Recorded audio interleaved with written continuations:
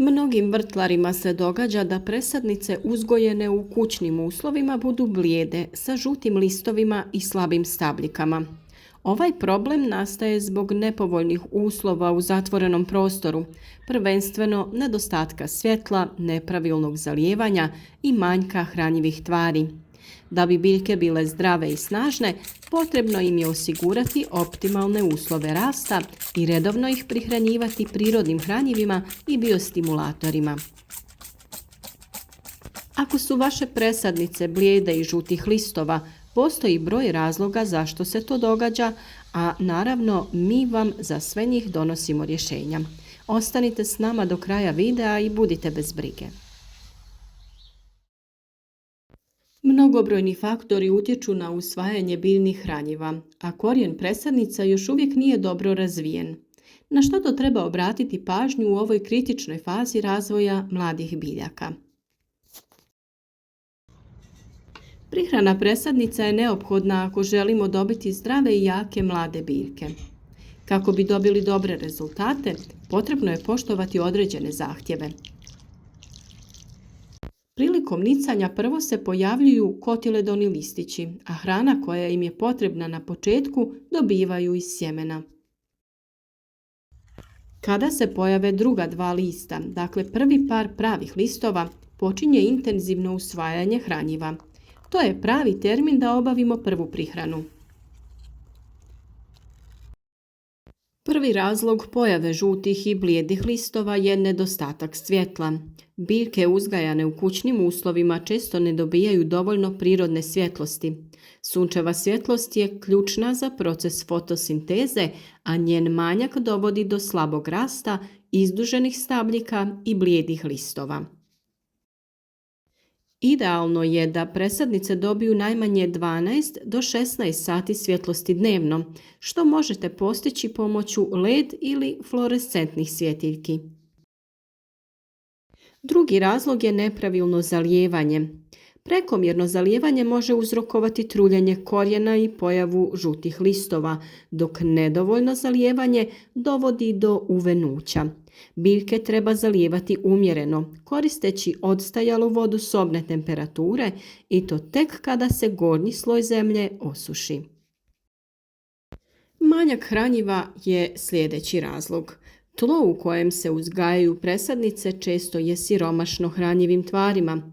Ako biljke ne dobivaju dovoljno esencijalnih elemenata poput dušika, fosfora i kalija, one postaju slabe, listovi žute, a rast se usporava. Kako bismo izbjegli hemijska hranjiva i osigurali zdrav rast biljaka, najbolje je koristiti prirodna hranjiva i biostimulatore koje možemo sami napraviti. Evo nekoliko efikasnih metoda. Prva je rastvor stajnjaka ili komposta. Stajnjak, bilo da se radi o kravljem, konjskom ili kokošijem, bogat je hranjivim tvarima i mikroorganizmima korisnim za rast biljaka. Potrebno je napraviti rastvor tako što se 1 kg stajnjaka potopi u 10 litara vode i ostavi nekoliko dana. Ovaj rastvor se zatim procijedi i razrijedi vodom u omjeru 1:10 prije upotrebe. Kompostni čaj se priprema tako da se nekoliko šaka zrelog komposta potopi u kantu vode i ostavi da stoji 1 do 2 dana.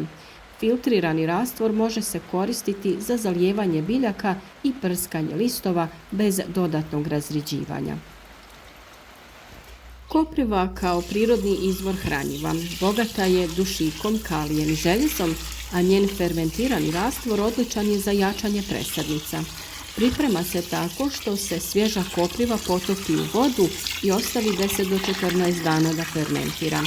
Prije upotrebe razrijedite je sa vodom u omjeru 1:10. Ovo hranjivo koristite samo jednom da biljke ne bi dobile previše dušika i stvorile previše lisne mase, jer kopriva sadrži najviše dušika. Kombinirajte ovo hranjivo sa drugim hranjivima koja vam u ovom videu preporučujemo. Nakon presađivanja mladih sadnica najbolje je potaknuti razvoj korijena sa čajem od vrbe. Vrba je bogata fitohormonima ili auksinima. To su naime biljni hormoni koji se stvaraju u vršnim dijelovima stabla, korijenja i grančica, te potiču rast korijenja drugih biljaka, reguliraju različite fiziološke procese od klijanja sjemena pa sve do sazrijevanja plodova. Salicilna kiselina sprječava razne bakterije i nametnike te ojačava imunni sistem biljke koja je zalijevana vrbinim čajem. Potrebno je isjeckati oko 100 g vrbinih mladih grančica i preliti sa 500 ml prokuhane mlake vode.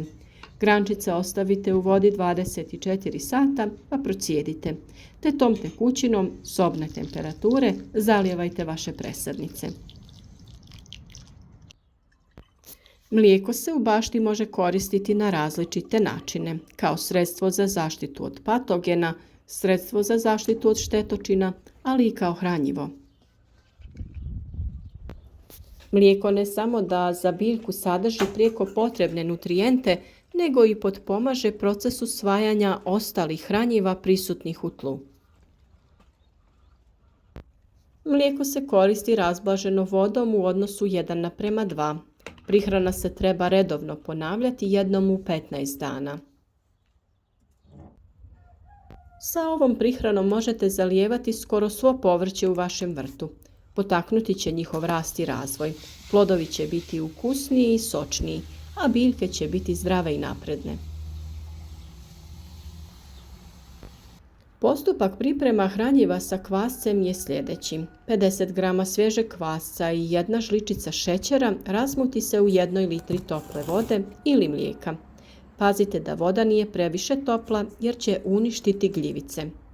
Ostavite da to nabuja oko 2 sata. Tada razrijedite sa 50 litara vode.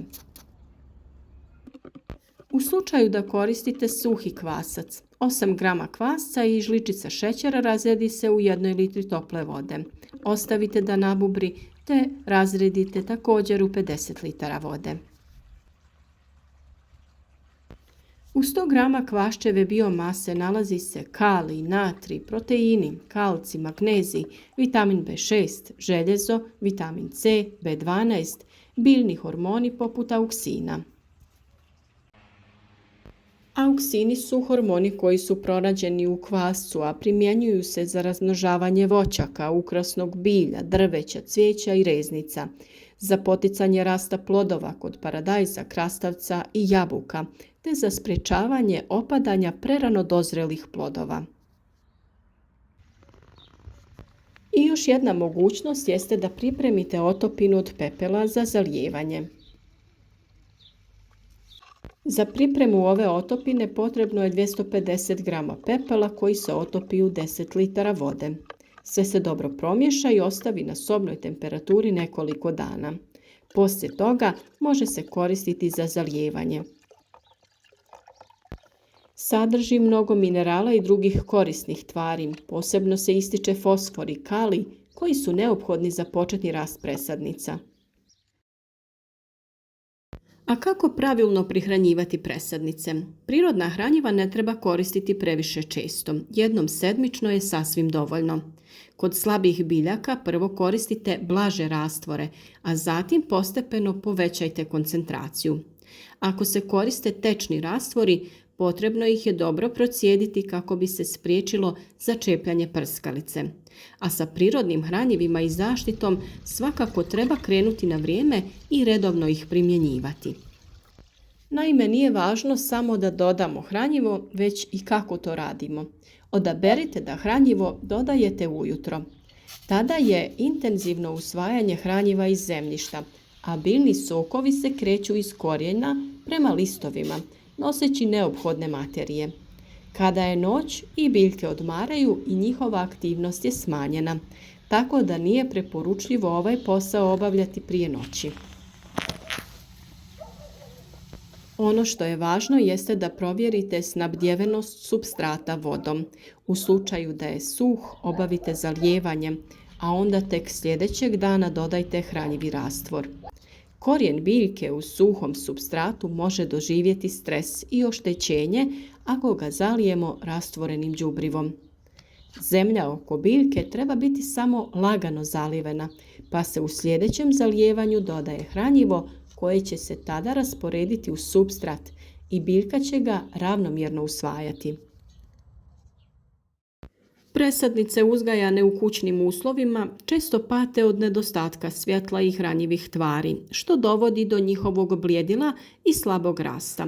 Redovno prihranjivanje prirodnim hranjivima poput rastvora stajnjaka, kompostnog čaja, ekstrakta vrbe, koprive i mlijeka može značajno poboljšati njihovo zdravlje i otpornost. Uz pravilnu njegu, svjetlost i prirodne biostimulatore, presadnice će biti snažne, zelene i spremne za presađivanje na otvoreno.